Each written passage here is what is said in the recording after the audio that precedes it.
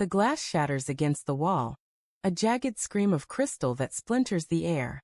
Red wine bleeds down the wallpaper, pooling like a wound on the hardwood floor. My hand trembles, empty now, as Sarah's eyes, wide, guilty and glistening, meet mine. It was just a dance, she whispers, but the words are hollow, crumbling under the weight of what I saw. Her best friend Lila on the dance floor, her hands tangled in Sarah's hair, their bodies pressed too close, their laughter too intimate. I want to scream, but my throat is a vice, trapping the rage, the hurt, the questions clawing at my chest. We'd been at the party for hours, the kind of night that hums with too much champagne and too little restraint. The loft was a haze of cigarette smoke and pulsing bass, bodies swaying under dim chandeliers that flickered like dying stars. Sarah had been radiant, her emerald dress catching the light, her laughter slicing through the noise. I'd watched her from the bar, pride swelling in my chest. She was mine, my wife, my anchor. But then Lila appeared, all sharp cheekbones and sly smiles, whispering something in Sarah's ear that made her flush. A spark of unease flickered in my gut, but I drowned it with another whiskey. Just friends, I told myself. They're just friends. The night blurred on, and I lost sight of her in the crowd. My phone buzzed, work emails always work, but I ignored it, scanning the room. That's when I saw them. Sarah and Lila, alone on the dance floor, moving like they'd forgotten the world existed. Lila's fingers grazed Sarah's waist, lingering too long. Sarah's head tilted back, her lips parting in a way I hadn't seen in months. The music throbbed, but all I heard was the pulse in my ears, a drumbeat of doubt. I stood frozen, the whiskey glass sweating in my hand, my mind scrambling for excuses. They're drunk. It's just dancing. It doesn't mean anything. But it did.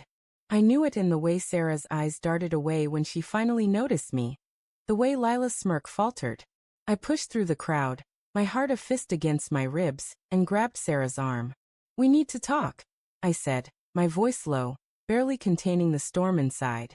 She followed me to the balcony, the city's neon glow casting harsh shadows across her face. "What was that?" I demanded, my words sharp as broken glass. "Nothing," she said too quickly, her hands twisting the hem of her dress. "We were just having fun, Mark. You're overreacting." Her voice was a plea, but her eyes betrayed her. Guilt flickered there, a shadow she couldn't hide. I wanted to believe her, to let the warmth of her voice soothe the ache, but the image of Lila's hands on her burned in my mind. "Fun," I echoed, my laugh bitter. "That didn't look like fun, Sarah. That looked like you forgetting you're married." She flinched, and for a moment, I saw the woman I fell in love with, vulnerable, open mine. But then her face hardened, and she crossed her arms. "You're being ridiculous," she snapped. "Lila's my best friend. You know that. You're seeing things that aren't there."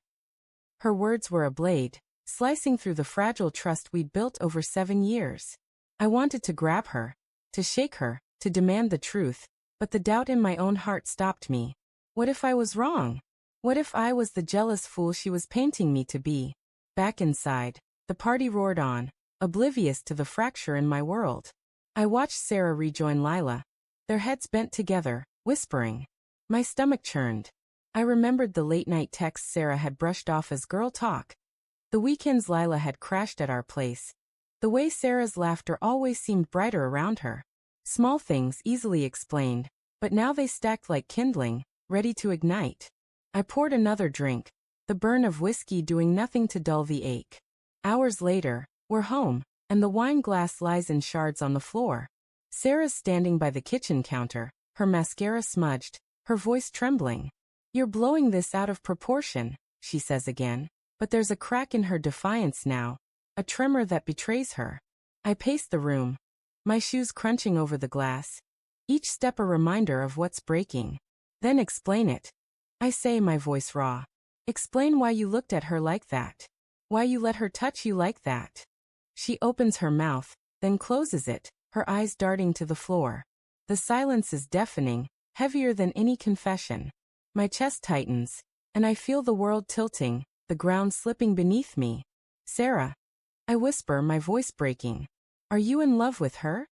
Her head snaps up, and for a moment, I think she'll deny it, that she'll rush to me, wrap her arms around me. and swear it's all a misunderstanding. But she doesn't. She just stands there, her lips trembling, her eyes brimming with tears. I don't know, she finally says so softly I almost miss it. The words hit like a punch, stealing my breath. I don't know. Not a denial, not a confirmation, but a confession of doubt that cuts deeper than any certainty.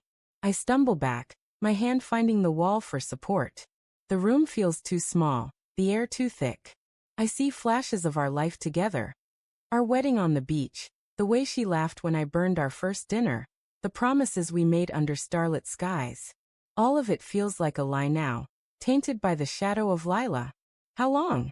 I ask, my voice barely above a whisper. It's not like that, she says, stepping toward me, her hands outstretched. It's not. I didn't mean for anything to happen. It's just feelings. Confusing ones. I love you, Mark. I do. But Lila. Her voice trails off, and I see it then. The truth she's too afraid to say. She's not just confused. She's torn, caught between the life we built and something else, something she can't name. I want to hate her, to scream, to walk away and never look back. But I can't. Because even now, with my heart in pieces, I love her.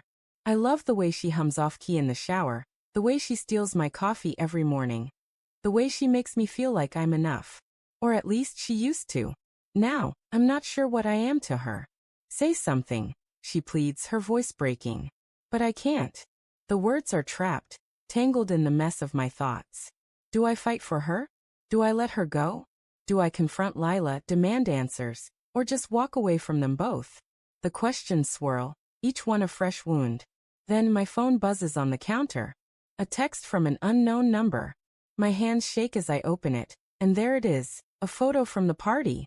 Sarah and Lila caught mid-laugh, their faces inches apart, Lila's hand on Sarah's cheek. The timestamp is from tonight, just minutes after I confronted her. Below the image, a single line. She's not yours anymore. The room spins. Sarah's still talking, her voice a desperate hum in the background, but I can't hear her. All I see is the photo, the truth it holds, and the crack in the mirror of our marriage that I can no longer ignore. I set the phone down, my eyes meeting hers. Who sent this? I ask, my voice cold, final. Her face crumples, and I know, without her saying a word, that the answer will destroy us both.